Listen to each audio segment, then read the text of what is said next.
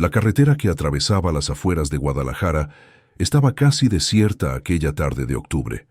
El sol comenzaba su descenso detrás de las montañas, tiñendo el cielo de tonos naranjas y violetas que contrastaban con el asfalto gris y agrietado. Ana Mendoza caminaba por el arcén con paso cansado, cargando su bolsa de tela desgastada, donde guardaba el uniforme de limpieza que acababa de quitarse. Había sido otro día largo en la residencia de los señores Vega, una familia acomodada del centro de la ciudad que la empleaba 3 veces por semana. Sus pies le dolían dentro de los zapatos gastados, pero no podía permitirse el lujo de quejarse. Necesitaba ese trabajo, necesitaba cada peso que ganaba para mantener el pequeño cuarto que alquilaba en el barrio de San Juan de Dios y para enviar algo de dinero a su tía Carmela, quien la había criado desde que era una niña en un pueblito de Jalisco. El viento de la tarde comenzaba a soplar con fuerza, levantando pequeñas nubes de polvo del camino. Ana se ajustó el rebozo sobre los hombros y aceleró el paso, deseando llegar pronto a la parada del autobús, que la llevaría de vuelta a la ciudad. La carretera serpenteaba entre campos de agave y pequeñas colinas rocosas, un paisaje que siempre le recordaba a su infancia, cuando corría libre entre los campos sin preocupaciones mayores que ayudar a su tía con las labores del hogar. Aquellos días parecían pertenecer a otra vida, a otra Ana que no conocía el peso de la soledad ni la dureza de la ciudad. Fue entonces cuando escuchó el sonido, un rugido metálico, irregular, como si un motor estuviera forzándose más allá de sus límites. Ana levantó la vista, justo a tiempo para ver un automóvil negro y elegante, de esos que solo aparecían en las revistas que hojeaba en los puestos de periódicos, acercándose a gran velocidad por la curva.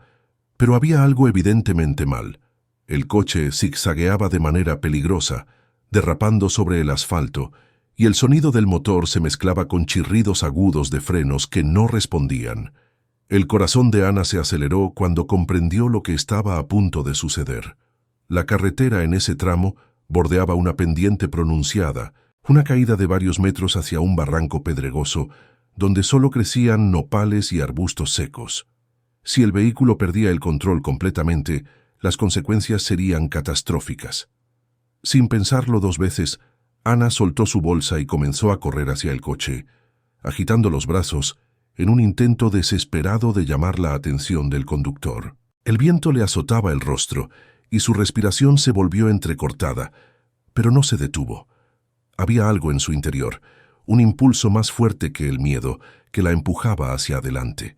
El automóvil finalmente se detuvo con un frenazo brusco a escasos metros del borde de la carretera, levantando una nube de polvo que lo envolvió por completo. Ana llegó corriendo justo cuando el motor tosió por última vez y se apagó con un sonido inquietante.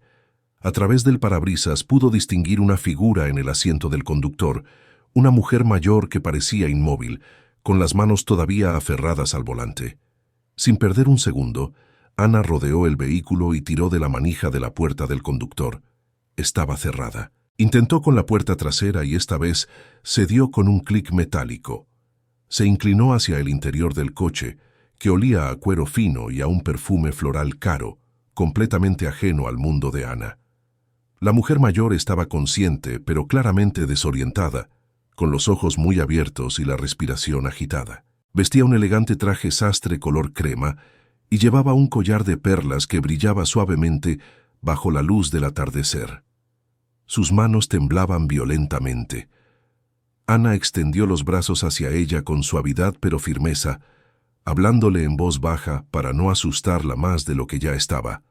Le explicó que necesitaba salir del coche, que no era seguro quedarse allí. La mujer la miró con ojos nublados por el shock, pero asintió levemente. Con esfuerzo, Ana logró ayudarla a salir del vehículo justo cuando el automóvil comenzó a deslizarse lentamente hacia atrás, como si el freno de mano hubiera cedido. Ana tiró de la anciana con todas sus fuerzas, alejándolas ambas del coche. Cayeron sobre el polvo del arcén justo cuando el vehículo de lujo se precipitaba por la pendiente con un estruendo metálico que resonó por todo el valle. El impacto fue brutal. El coche rodó varias veces antes de estrellarse contra las rocas del fondo, levantando una columna de humo y polvo. Ana abrazó instintivamente a la mujer mayor, protegiéndola con su propio cuerpo, mientras escombros y tierra volaban a su alrededor. El silencio que siguió fue ensordecedor, roto solo por el sonido distante del metal retorcido asentándose en el barranco y el canto de algunos pájaros asustados que alzaban vuelo desde los arbustos cercanos. Ana respiraba con dificultad, sintiendo cómo su corazón latía desbocado en su pecho. Lentamente aflojó su abrazo y se arrodilló junto a la mujer, revisándola en busca de heridas. La anciana tenía algunos rasguños en las manos y estaba cubierta de polvo, pero milagrosamente parecía estar intacta. Sus ojos, ahora más claros, se encontraron con los de Ana, y en ellos había una mezcla de gratitud, confusión y algo más que Ana no pudo identificar en ese momento. La mujer intentó hablar, pero solo logró emitir un susurro entrecortado. Ana la tranquilizó, diciéndole que todo estaría bien, que pronto llegaría ayuda. Mientras la acomodaba en una posición más cómoda sobre el suelo, Ana notó varios detalles extraños que comenzaron a formar un patrón inquietante en su mente. El coche era obviamente muy nuevo, con esa brillantez que solo tienen los vehículos recién salidos de la agencia. No tenía sentido que un automóvil así sufriera una falla mecánica tan grave.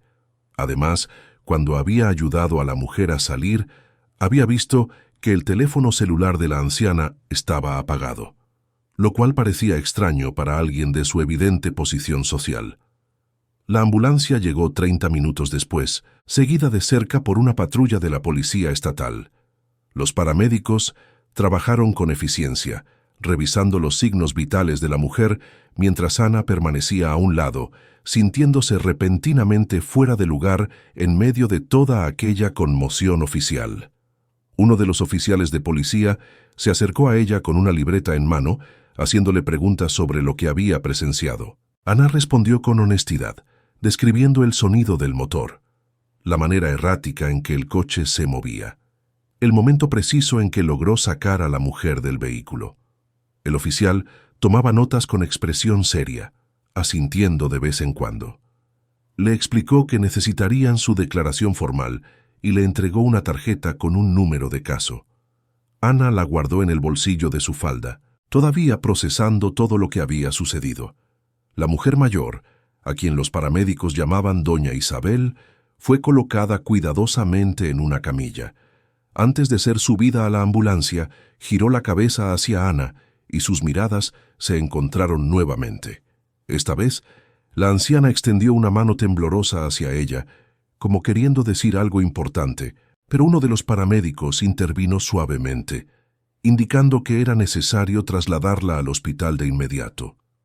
Ana observó cómo la ambulancia se alejaba por la carretera con las luces de emergencia parpadeando en la creciente oscuridad del anochecer, sintiendo una extraña mezcla de alivio y desasosiego. Cuando finalmente pudo recoger su bolsa y continuar su camino hacia la parada del autobús, Ana se sentía exhausta, no solo físicamente, sino emocionalmente. Sus manos todavía temblaban ligeramente por la descarga de adrenalina y su ropa estaba sucia de polvo. Durante el trayecto de regreso a la ciudad, mientras el autobús traqueteaba por las calles cada vez más iluminadas de Guadalajara, Ana no podía dejar de pensar en aquellos momentos. Algo en toda la situación no encajaba correctamente, como piezas de un rompecabezas que se negaban a formar una imagen coherente.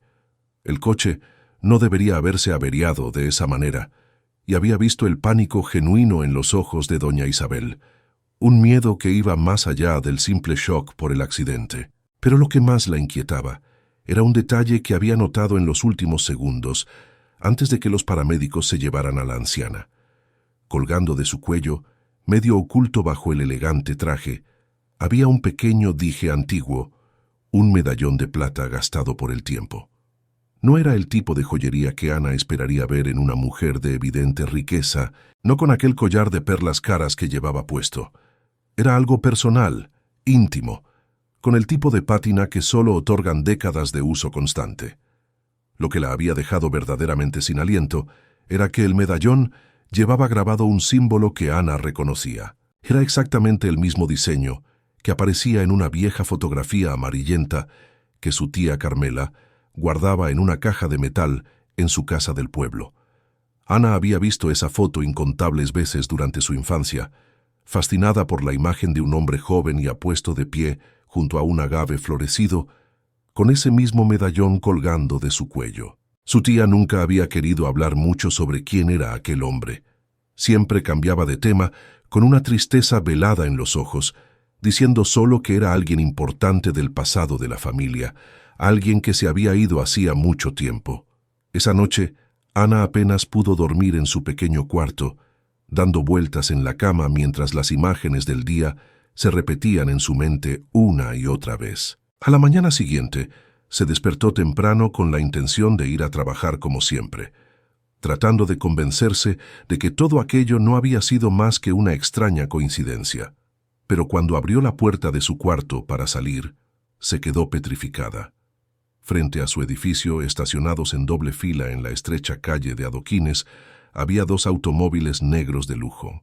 De uno de ellos descendieron 2 hombres vestidos con trajes oscuros impecables, completamente fuera de lugar en aquel barrio humilde donde las casas de colores deslavados se apretujaban unas contra otras y donde los niños jugaban en la calle entre perros callejeros.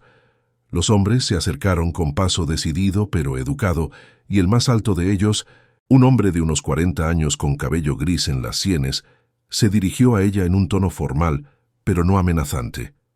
Se identificaron como empleados de la familia Montenegro, una de las familias más poderosas e influyentes de Jalisco, dueños de cadenas hoteleras, restaurantes y desarrollos inmobiliarios que se extendían por todo el occidente de México. Ana sintió que el suelo se movía bajo sus pies.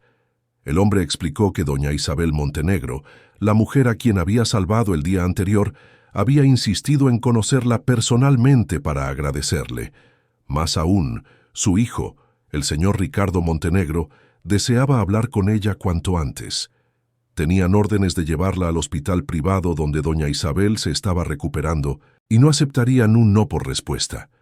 Ana intentó explicar que tenía que ir a trabajar, que no podía simplemente desaparecer sin avisar, pero los hombres ya habían hablado con sus empleadores, habían arreglado todo. La puerta del automóvil se abrió frente a ella como una invitación imposible de rechazar, y Ana, sintiendo que estaba a punto de cruzar un umbral del que no habría retorno, subió al vehículo. El hospital privado era un mundo completamente diferente al que Ana conocía. Pisos de mármol brillante, paredes inmaculadas decoradas con arte moderno, personal médico que se movía con eficiencia silenciosa entre habitaciones que más parecían suites de hotel de 5 estrellas que cuartos de hospital. Los hombres la guiaron a través de pasillos silenciosos hasta llegar a una puerta custodiada por un guardia de seguridad privado. Uno de ellos tocó suavemente y una voz masculina desde el interior autorizó la entrada.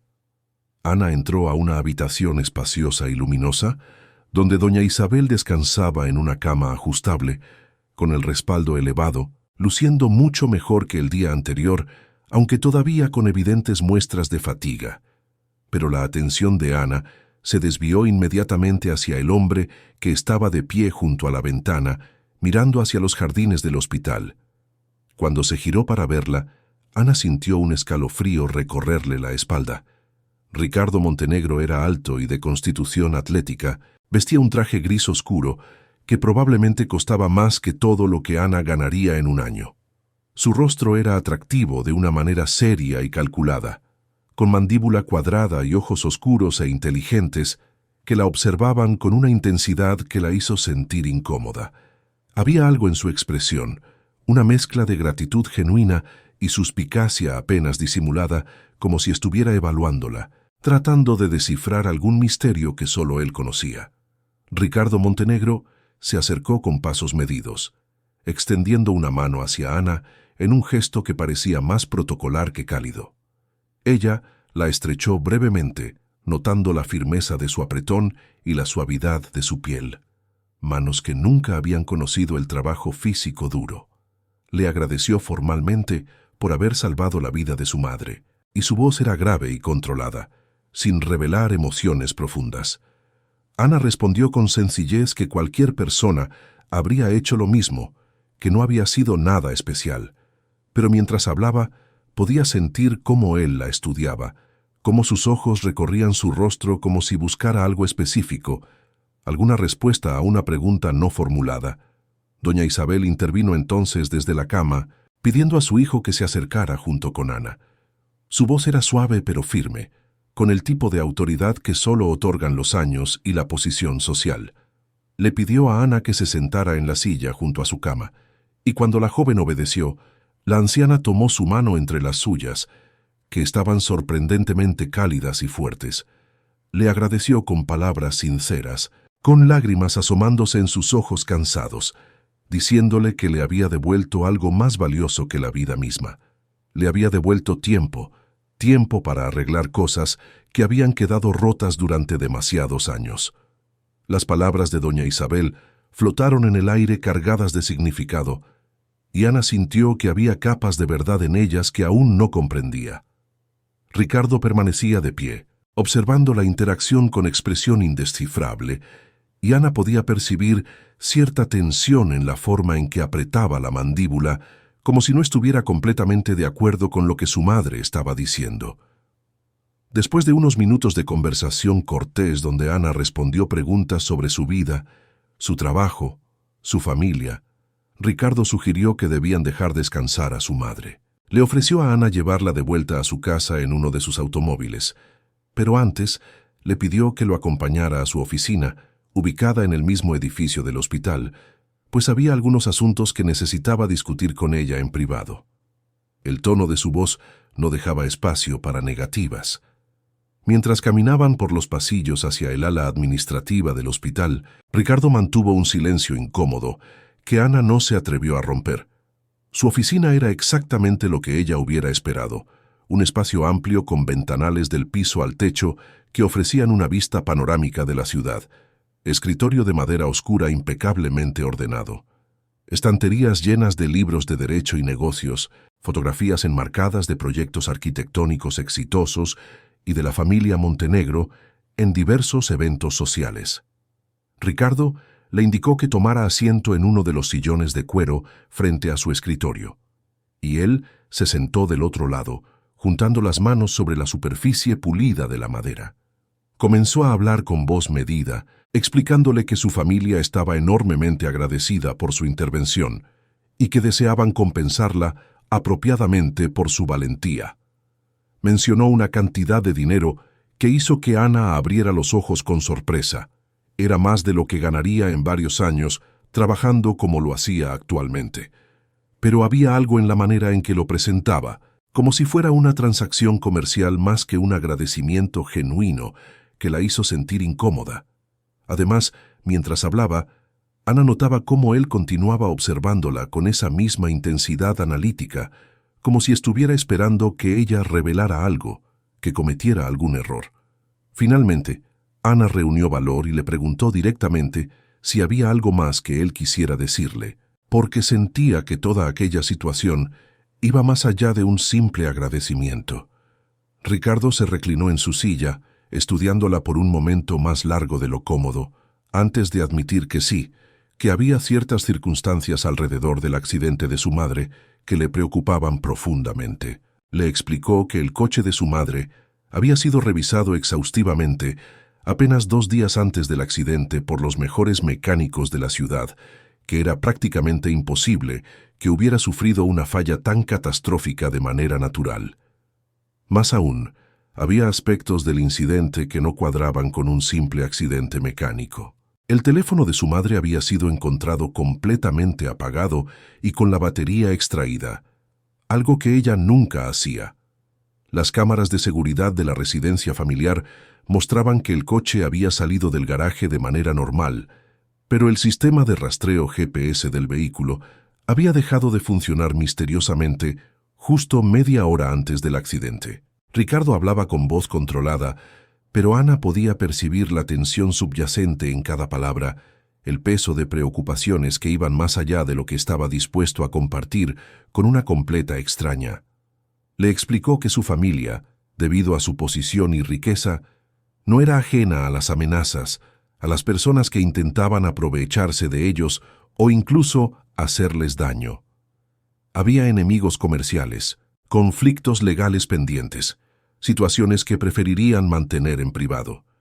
Y ahora, con este incidente que cada vez parecía menos un accidente y más un intento deliberado de causar daño a su madre, necesitaba estar seguro de entender completamente qué había sucedido y quién, si alguien podría estar detrás de ello. Ana escuchaba con creciente incomodidad, sintiendo que estaba siendo arrastrada hacia algo mucho más grande y peligroso de lo que había imaginado. Pero lo que la desconcertó completamente fue cuando Ricardo, con voz más suave pero cargada de significado, le preguntó sobre su familia, sobre sus orígenes. Quería saber quiénes eran sus padres, de dónde venía, por qué estaba sola en Guadalajara. Las preguntas eran demasiado personales, demasiado específicas para ser simple curiosidad o parte de una investigación sobre el accidente.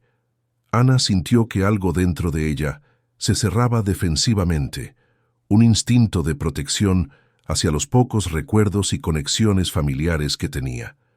Le respondió con verdades parciales, diciéndole que había sido criada por su tía en un pueblo de Jalisco, que nunca había conocido a su padre y que su madre había muerto cuando ella era muy pequeña. No mencionó el medallón, no mencionó la fotografía, no mencionó la extraña sensación de reconocimiento que había experimentado al ver el dije de doña Isabel. Ricardo la observó durante un largo momento después de que ella terminara de hablar, y Ana tuvo la incómoda certeza de que él sabía, o al menos sospechaba, que ella no le estaba contando toda la verdad. Pero para su sorpresa, no presionó más. Simplemente asintió, se puso de pie y le indicó que sus hombres la llevarían de vuelta a casa, y que si necesitaba cualquier cosa, no dudara en contactarlo. Le entregó una tarjeta personal con sus números de teléfono directos. El viaje de regreso a su barrio fue silencioso, y Ana lo agradeció. Necesitaba tiempo para procesar todo lo que había sucedido. Cuando finalmente estuvo de vuelta en la soledad de su pequeño cuarto, se sentó en el borde de su cama y sacó su teléfono celular, un aparato viejo y básico que apenas usaba excepto para emergencias. Buscó en su lista de contactos el número de su tía Carmela y presionó el botón de llamada. El teléfono sonó varias veces antes de que la voz familiar y querida de su tía respondiera con alegría al escucharla. Ana habló con ella durante casi una hora, preguntándole cosas sobre su infancia, sobre su madre, sobre el pasado de la familia. Su tía respondía con la paciencia de siempre, pero Ana podía detectar cierta evasión cuando tocaba temas específicos, especialmente cuando mencionó la fotografía del hombre con el medallón.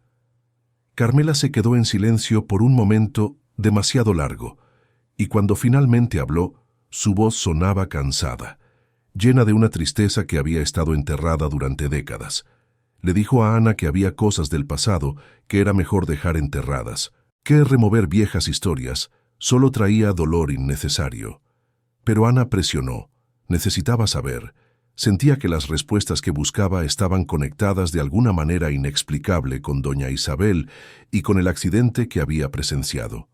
Finalmente, su tía suspiró profundamente y le prometió que la próxima vez que Ana pudiera visitarla en el pueblo, le contaría toda la verdad sobre su familia, sobre su padre, sobre secretos que había guardado durante toda la vida de Ana para protegerla.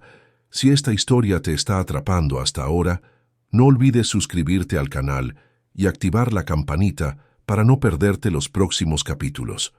Tu apoyo significa mucho para nosotros. Los días siguientes transcurrieron en una extraña normalidad superficial que contrastaba violentamente con el torbellino de pensamientos que ocupaban la mente de Ana. Regresó a su rutina de trabajo, limpiando casas de familias acomodadas que apenas notaban su presencia, siendo invisible como siempre había sido. Pero algo había cambiado fundamentalmente en su interior. Cada vez que pasaba frente a un espejo o veía su reflejo en alguna ventana, se encontraba estudiando sus propios rasgos con nueva intensidad, buscando pistas sobre quién era realmente, de dónde venía. Sus ojos oscuros y almendrados, la forma de su nariz, la línea de su mandíbula, todo se convirtió en un misterio que necesitaba resolver. Durante las noches, Cuando el cansancio del día debería haberla sumido en un sueño profundo, permanecía despierta pensando en doña Isabel, en Ricardo, en aquel medallón que había visto por apenas unos segundos, pero que se había grabado en su memoria con claridad fotográfica. Había algo en los ojos de la anciana cuando la había mirado, un reconocimiento casi imperceptible, como si ella también hubiera visto algo familiar en el rostro de Ana, algo que la había perturbado profundamente. Una semana después del accidente, mientras Ana barría el patio de una de las casas donde trabajaba, su teléfono celular vibró en el bolsillo de su delantal. Era un número desconocido. Cuando respondió, la voz al otro lado la tomó completamente por sorpresa.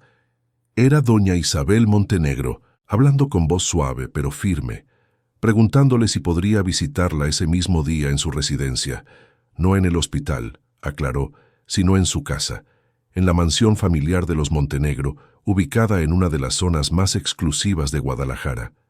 Ana sintió que su corazón se aceleraba, una mezcla de nerviosismo y anticipación recorriendo su cuerpo.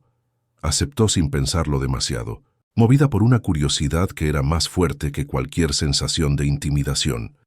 Doña Isabel le explicó que enviaría un chofer a recogerla a las 6 de la tarde y que por favor viniera sola, sin mencionarle a nadie sobre este encuentro, especialmente no a Ricardo.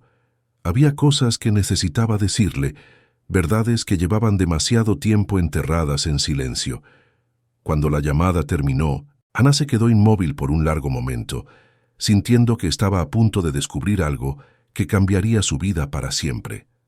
La residencia Montenegro era exactamente lo que Ana había imaginado y al mismo tiempo completamente diferente. Los muros altos de piedra que la rodeaban estaban cubiertos parcialmente de bugambilias de color fucsia que caían en cascadas vibrantes y la reja de hierro forjado se abrió automáticamente cuando el automóvil se acercó. El camino de entrada serpenteaba a través de jardines meticulosamente cuidados donde fuentes de cantera verde burbujeaban suavemente y árboles centenarios proyectaban sombras elegantes sobre el césped perfecto. La casa principal era una estructura de estilo colonial modificado, con arcos blancos y ventanas de herrería, que reflejaban el sol del atardecer. Ana descendió del vehículo, sintiendo que cada paso la llevaba más profundo en un mundo al que no pertenecía. Una empleada doméstica de mediana edad, vestida con uniforme impecable, la recibió en la entrada con una sonrisa amable pero reservada, y la guió a través de pasillos decorados con arte colonial mexicano auténtico, muebles de época y fotografías familiares enmarcadas en plata que mostraban generaciones de Montenegro sonriendo desde sus marcos.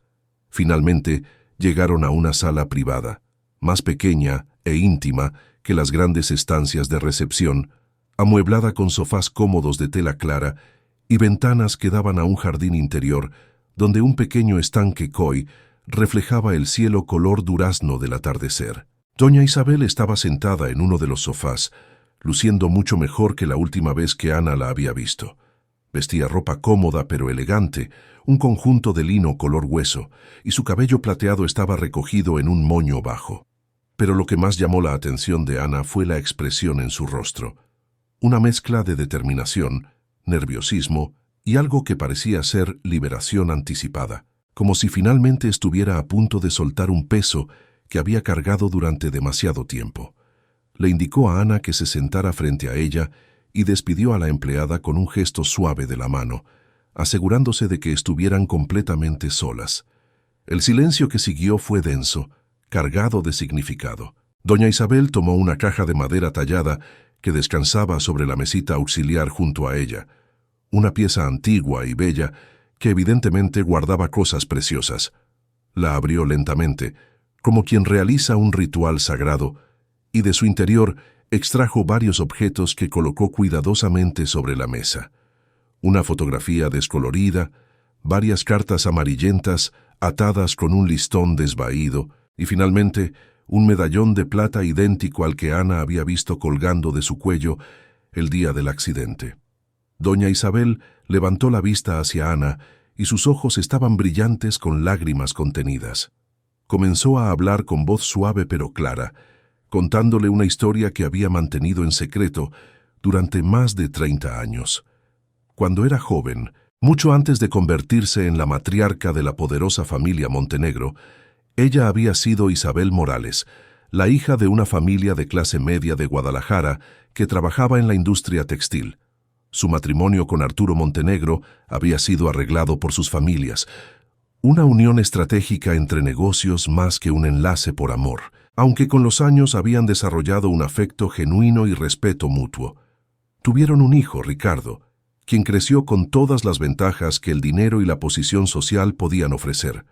Pero lo que nadie sabía, lo que ella había ocultado incluso de su esposo, hasta su muerte 5 años atrás, era que había habido alguien más en su vida, un amor verdadero que llegó tarde, pero con una intensidad que la transformó completamente. Su nombre era Gabriel Mendoza, un hombre humilde que trabajaba como administrador en uno de los ranchos de agave que la familia Montenegro poseía en las afueras de Tequila. Se habían conocido durante una visita de inspección que doña Isabel había hecho al rancho 20 años después de su matrimonio, cuando Ricardo ya era un adulto joven, manejando parte de los negocios familiares. Gabriel era viudo, con una hermana que dependía de él, y poseía una nobleza de espíritu y una inteligencia natural que no necesitaban de títulos universitarios o cuentas bancarias para brillar. El amor entre ellos había florecido en secreto durante casi 2 años, encuentros robados en los campos de agave bajo el cielo infinito de Jalisco, conversaciones que duraban horas sobre filosofía, arte, vida, sueños. Gabriel le había regalado 2 medallones que él mismo había mandado hacer con un platero del pueblo, con un diseño antiguo que representaba el amor eterno, según las tradiciones indígenas de la región. Uno para él, uno para ella, promesas silenciosas de un futuro que ambos sabían era imposible, pero que no podían evitar soñar. Doña Isabel hizo una pausa en su narración, secándose las lágrimas que finalmente habían comenzado a rodar por sus mejillas. Ana permanecía inmóvil, apenas respirando, porque ya podía ver hacia dónde se dirigía la historia, y su propio corazón comenzaba a latir con tal fuerza que sentía que podría estallar. Doña Isabel continuó explicando que cuando descubrió que estaba embarazada fue el momento más aterrador de su vida. Tenía casi 50 años, su esposo había estado enfermo y no compartían lecho marital desde hacía años. Era imposible que el hijo fuera de Arturo. El escándalo habría destruido todo, la familia Montenegro, el negocio, la reputación de Ricardo, todo lo que habían construido durante generaciones. Pero más que eso, habría destruido a Gabriel, quien no tenía los recursos ni el poder para protegerse de la ira de una familia como los Montenegro. Tomó la decisión más difícil de su vida. Terminó la relación con Gabriel sin explicaciones reales. Simplemente desapareció de su vida con la ayuda de su esposo, quien, aunque sorprendido y dolido por la confesión, decidió ayudarla a mantener el secreto por el bien de la familia. Le dieron dinero a Gabriel y arreglaron para que se mudara lejos con su hermana a un pueblo pequeño donde nadie los conociera. Gabriel nunca supo que doña Isabel estaba embarazada. La niña nació prematuramente y en secreto, en una clínica privada donde pagaron por discreción absoluta.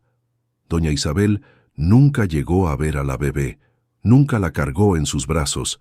Le dijeron que había sido entregada en adopción a través de canales legales a una buena familia que la cuidaría bien. Pero lo que realmente sucedió, lo que doña Isabel solo descubrió años después, al contratar investigadores privados cuando la culpa se volvió insoportable, era que la bebé nunca fue adoptada formalmente. Había sido entregada a través de contactos a la hermana de Gabriel, a una mujer llamada Carmela Mendoza, que vivía en un pueblo de Jalisco, y que crió a la niña como si fuera su sobrina, que le dio amor y cuidado, pero nunca le dijo toda la verdad sobre sus orígenes. Doña Isabel levantó la fotografía amarillenta de la mesa y se la extendió a Ana con manos temblorosas.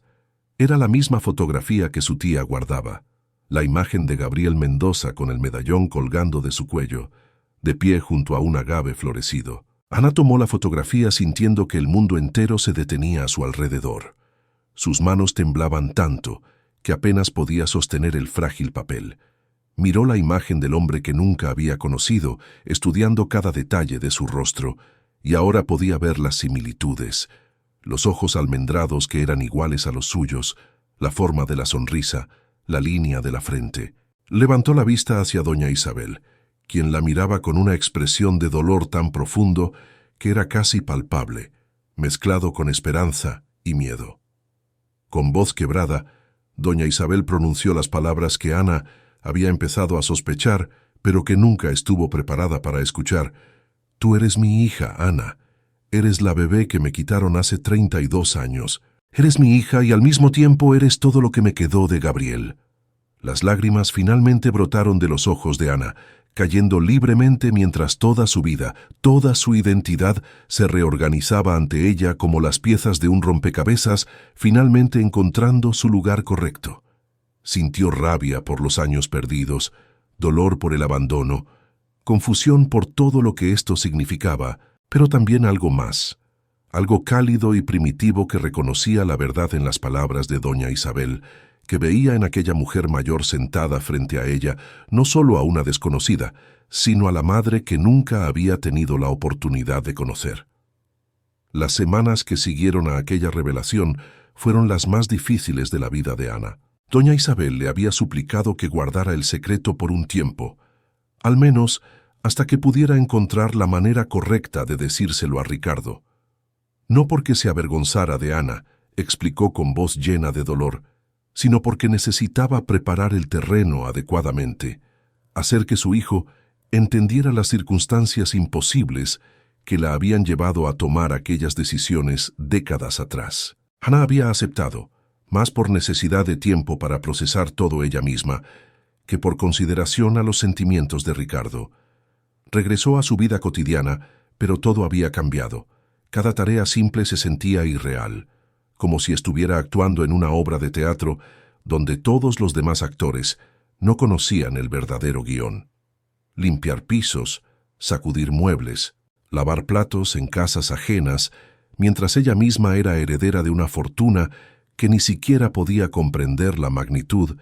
La ironía era amarga y dolorosa.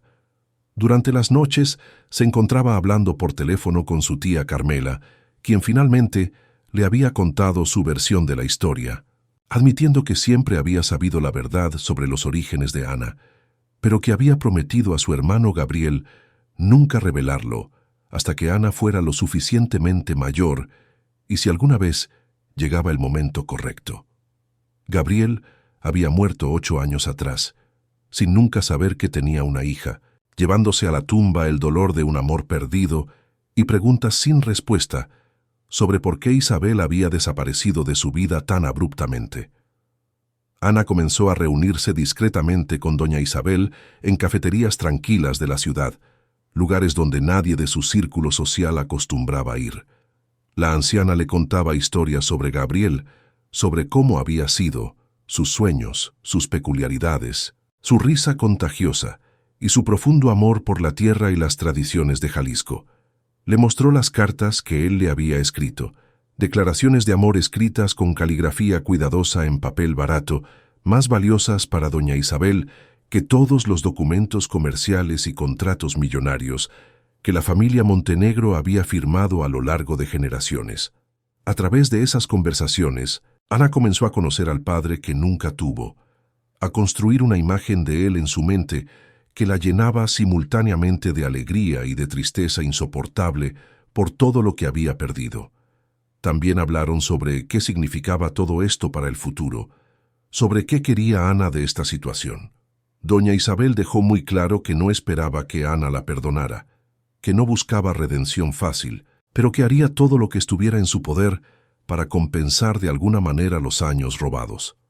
Ofreció dinero, educación, oportunidades, cualquier cosa que Ana quisiera.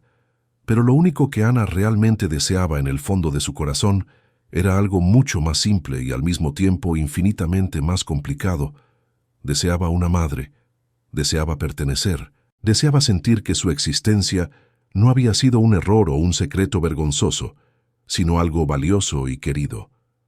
Todo se complicó irrevocablemente la tarde en que Ricardo Montenegro apareció sin previo aviso en el edificio donde Ana vivía.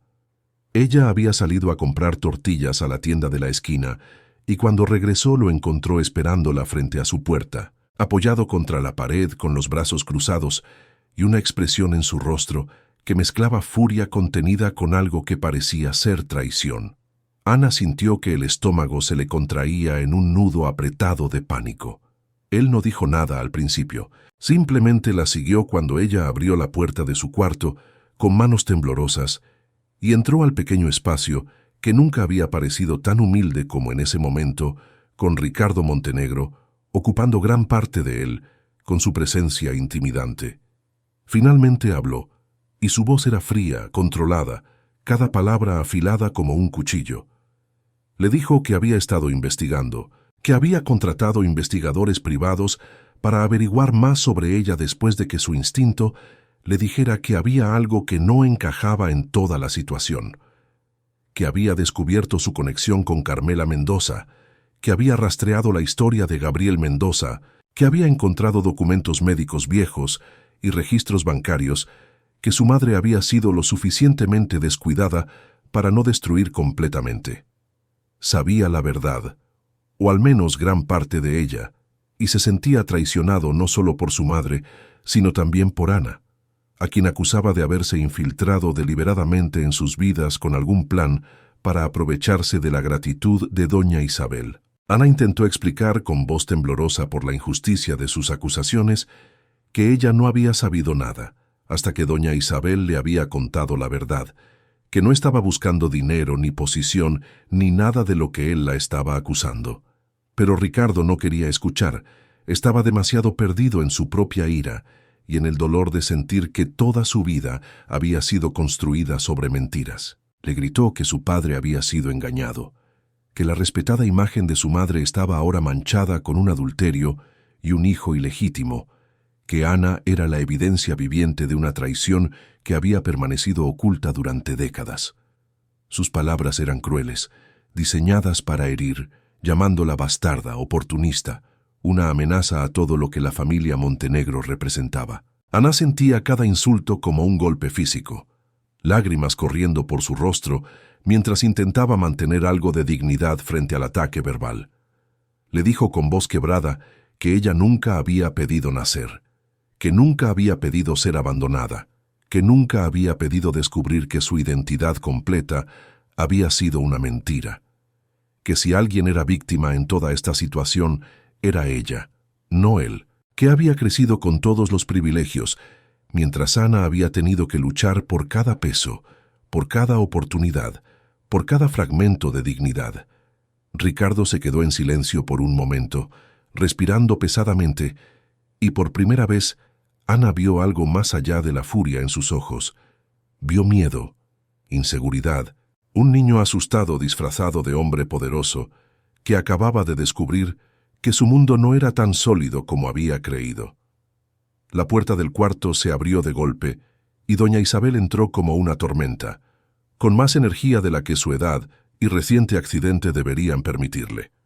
Había seguido a Ricardo temiendo exactamente esta confrontación y ahora se interponía físicamente entre él y Ana, mirando a su hijo con una mezcla de decepción y autoridad maternal que lo hizo retroceder involuntariamente. Le dijo con voz firme que no tenía derecho a juzgarla, que no tenía idea de lo que era estar en su posición hace 30 años, las presiones imposibles, las expectativas sociales, el miedo paralizante de perder todo, incluyendo a su propio hijo, que sus decisiones habían sido terribles y que las había pagado con 3 décadas de culpa y dolor secreto, despertando cada día sabiendo que en algún lugar existía una hija que no conocía, que probablemente la odiaría si alguna vez descubría la verdad. Que Ana no era una amenaza ni una oportunista, era su hija, su sangre, y merecía todo el amor y reconocimiento que había sido negado durante demasiado tiempo. Ricardo miraba a su madre con expresión descompuesta, como si estuviera viéndola realmente por primera vez en su vida, no como la figura perfecta e intocable que había sido, sino como un ser humano falible, lleno de arrepentimientos y heridas sin sanar. Doña Isabel se giró hacia Ana Tomó su rostro entre sus manos con ternura infinita y le pidió perdón, no solo por el abandono, sino por no haber sido lo suficientemente fuerte para luchar por ella desde el principio, por haber elegido la seguridad y la reputación sobre el amor y la verdad. La tensión en aquella pequeña habitación era casi insoportable. 3 vidas entrelazadas por secretos y sangre, cada uno lidiando con sus propios demonios y dolores. Ricardo finalmente se dejó caer en el borde de la cama de Ana, el único mueble además de la silla desvencijada, y enterró su cara en sus manos. Cuando habló nuevamente, su voz había perdido toda la furia, reemplazada por una fatiga existencial que lo hacía sonar mucho mayor de lo que era. Dijo que necesitaba tiempo, que no podía simplemente aceptar todo esto como si nada, que su identidad completa estaba siendo reconfigurada en formas que no había pedido ni deseado. Admitió que parte de su ira no era realmente dirigida a Ana, sino a la situación en sí misma, al hecho de que de repente tenía una hermana, una mujer, que había vivido en la pobreza mientras él disfrutaba de lujos sin fin, y esa culpa era más pesada de lo que había anticipado. Se levantó lentamente y se dirigió hacia la puerta, pero antes de salir se detuvo y miró a Ana directamente por primera vez, sin hostilidad en sus ojos. Le dijo que lamentaba las cosas horribles que le había dicho, que no eran verdad y que había hablado desde el dolor y el miedo, que aunque no estaba seguro de cómo sentirse sobre toda esta situación, no la culpaba a ella por existir.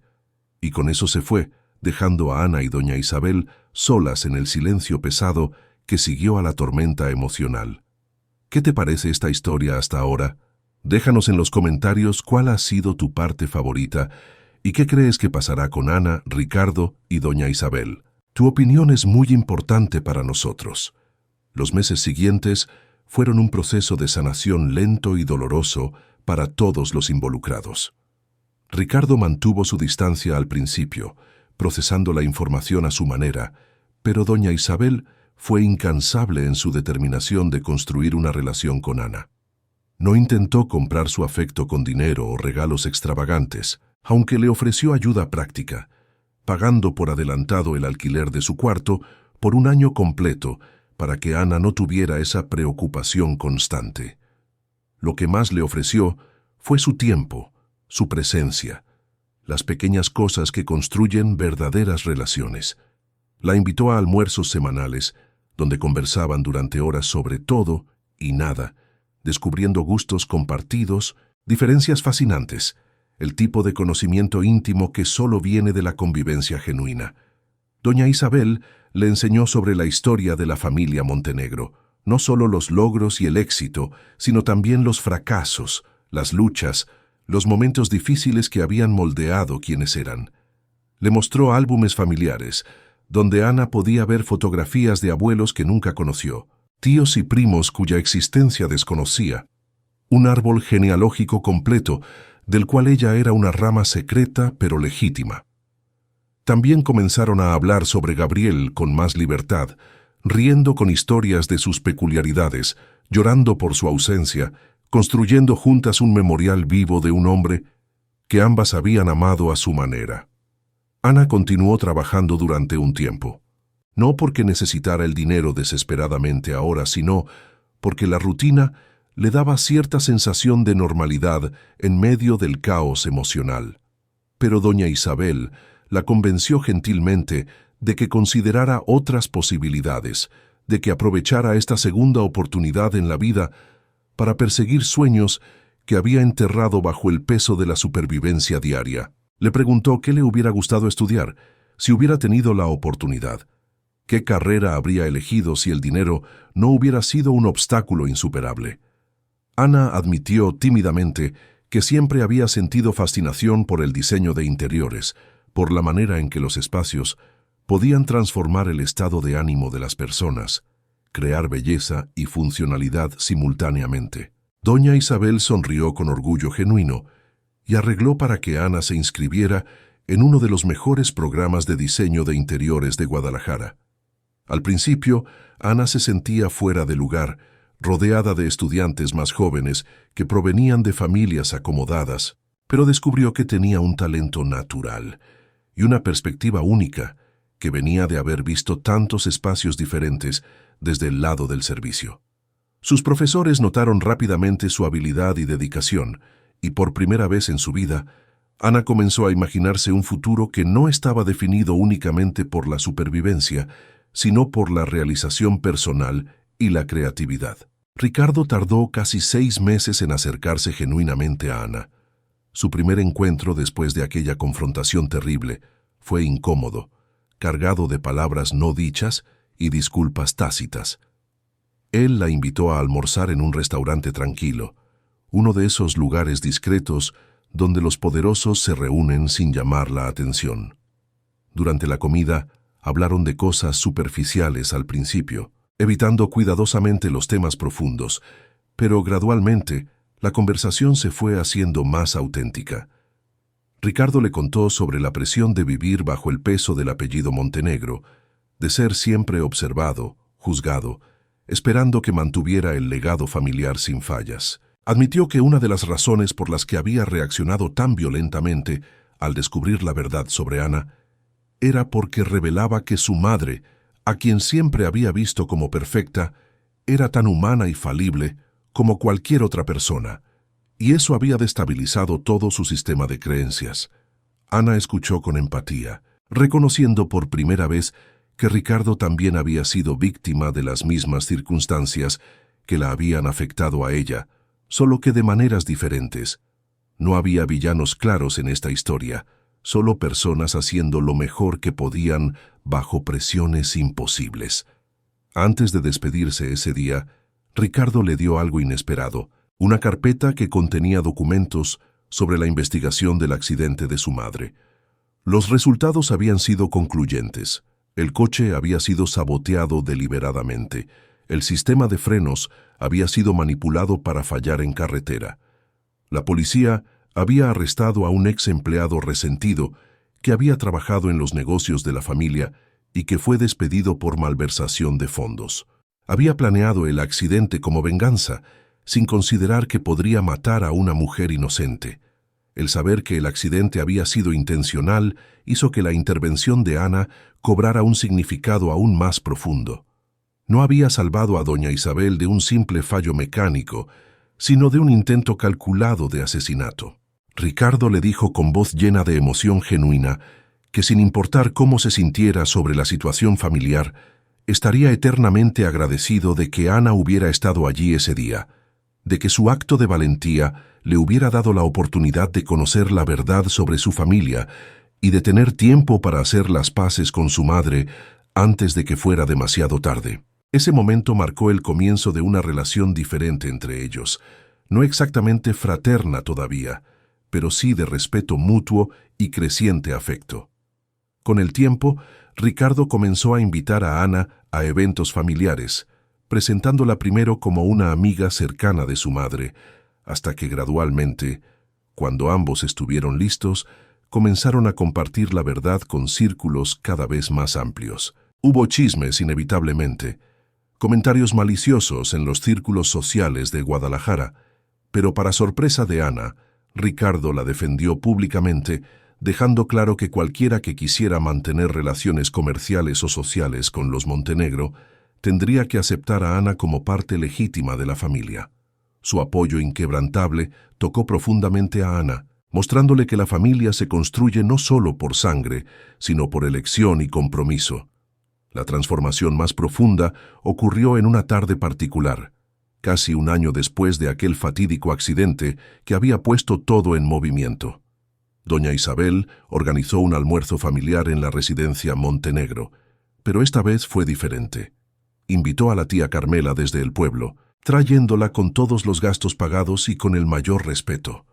Cuando Carmela llegó, visiblemente nerviosa pero digna con su mejor vestido, doña Isabel la abrazó con lágrimas en los ojos, agradeciéndole por haber cuidado de Ana cuando ella no pudo hacerlo, por haber sido la madre que doña Isabel no tuvo el valor de ser. Carmela, con su sabiduría campesina y su corazón generoso, aceptó el agradecimiento con gracia, pero también dejó claro que Ana era su niña, tanto como era hija de doña Isabel, que el amor no se divide, sino que se multiplica. Las tres mujeres, unidas por circunstancias extraordinarias y por el amor compartido hacia Ana, se sentaron juntas en el jardín bajo la sombra de un enorme fresno centenario, compartiendo historias, risas y lágrimas. Ricardo se unió a ellas más tarde, trayendo consigo a su esposa y a sus dos hijos pequeños, los sobrinos que Ana no había conocido hasta ese momento.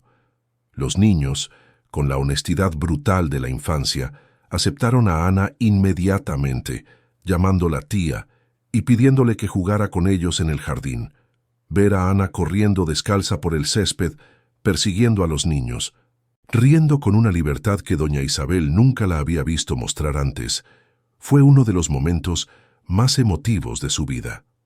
Sentada en el porche, observando la escena, doña Isabel reflexionó sobre el extraño giro que había tomado su vida.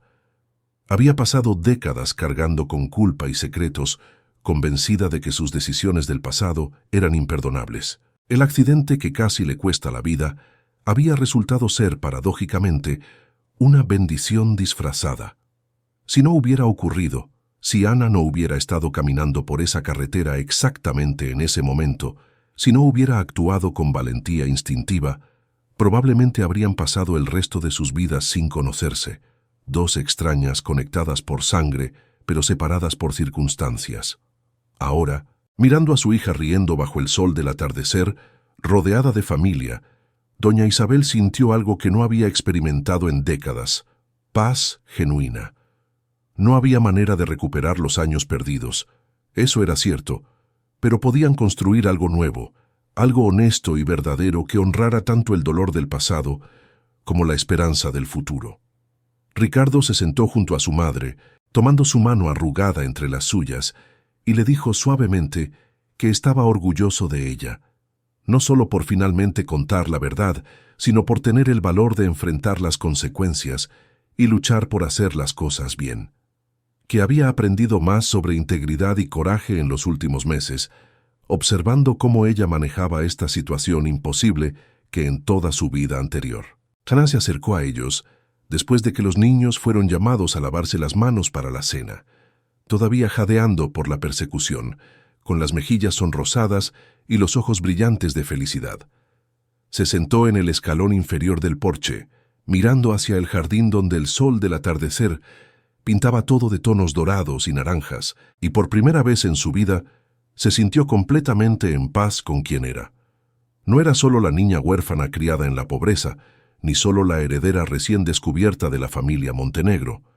Era Ana, compleja y completa, llevando dentro de sí la fuerza de su tía Carmela, el amor rebelde de Gabriel y doña Isabel, la resiliencia forjada en años de lucha, y ahora también la posibilidad de un futuro que podía construir en sus propios términos. Doña Isabel bajó del porche y se sentó junto a ella en el escalón, pasando un brazo alrededor de sus hombros en un gesto maternal natural que había esperado 3 décadas para poder hacer. No dijeron nada por un largo momento, simplemente observando cómo las sombras se alargaban en el jardín y las primeras estrellas comenzaban a aparecer en el cielo púrpura. Finalmente, doña Isabel habló con voz suave, diciéndole que lamentaba profundamente todo el tiempo que habían perdido, pero que estaba infinitamente agradecida por cada momento que tendrían de ahora en adelante. Ana recostó su cabeza en el hombro de su madre, un gesto simple que contenía décadas de anhelo, y respondió que ella también estaba agradecida, no solo por haber encontrado a su familia biológica, sino por haber descubierto que las familias se construyen de muchas maneras, que el amor viene en formas inesperadas y que nunca es demasiado tarde para comenzar de nuevo. La historia de Ana Mendoza y la familia Montenegro se convirtió eventualmente en una de esas leyendas locales que la gente cuenta en Guadalajara, algunos detalles embellecidos con el tiempo, otros omitidos por discreción, pero el núcleo de la verdad permaneciendo intacto. La faccineira que salvó a la matriarca de una de las familias más poderosas de Jalisco, solo para descubrir que era su hija perdida hace mucho tiempo. Pero para quienes vivieron la historia, no era una leyenda romántica, sino una realidad compleja, llena de dolor, sanación, perdón y la comprensión de que las segundas oportunidades, aunque raras, Son posibles cuando las personas tienen el valor de enfrentar verdades incómodas y elegir el amor sobre el orgullo. Ana continuó sus estudios de diseño de interiores y eventualmente abrió su propio estudio, especializándose en crear espacios hermosos pero accesibles, nunca olvidando de dónde venía. Doña Isabel se convirtió en su primera cliente y su mayor defensora, recomendándola a todos sus contactos. Ricardo y Ana desarrollaron una relación que, aunque comenzó de manera tormentosa, maduró hasta convertirse en un vínculo genuino de hermanos que se cuidan mutuamente. Y en las noches tranquilas, cuando Ana visitaba la residencia Montenegro y se sentaba en aquel mismo jardín donde había jugado con sus sobrinos, podía sentir la presencia espiritual de Gabriel, el padre que nunca conoció, pero cuyo amor por doña Isabel había sido tan fuerte que había logrado crear vida incluso en las circunstancias más imposibles. El medallón de plata que había catapultado todo, aquel pequeño objeto que había captado la atención de Ana en los caóticos segundos después del accidente, ahora colgaba de su propio cuello. Doña Isabel se lo había regalado en una ceremonia privada y emotiva, diciéndole que representaba no solo el amor de sus padres, sino también la idea de que algunas cosas están destinadas a encontrarse sin importar cuánto tiempo o distancia las separe. Ana lo tocaba ocasionalmente cuando necesitaba recordar su camino, las vueltas imposibles que la vida había dado para llevarla desde aquel cuarto humilde en San Juan de Dios hasta este jardín hermoso rodeada de familia. No fue un cuento de hadas, no hubo magia involucrada, solo valentía humana, decisiones difíciles, perdón genuino y la voluntad de construir puentes donde antes solo había abismos. Y mientras el viento suave de la tarde movía las hojas del fresno centenario y las voces de su familia flotaban desde el interior de la casa llamándola a cenar, Ana Mendoza Montenegro sonrió hacia el cielo estrellado, sabiendo que finalmente, después de todos los años de búsqueda, había encontrado su lugar en el mundo, no solo heredando un apellido, sino ganando una familia a través del tipo de amor que transforma todo lo que toca. Hemos llegado al final de esta increíble historia. Si te emocionó este viaje junto a Ana, doña Isabel y Ricardo, no olvides suscribirte al canal y activar las notificaciones para más historias que tocan el corazón. Y cuéntanos en los comentarios, ¿cuál fue el momento que más te conmovió? ¿La revelación de la verdad, el reencuentro familiar o el final? Tu opinión nos inspira a seguir creando estas historias para ti. Gracias por acompañarnos. Fin.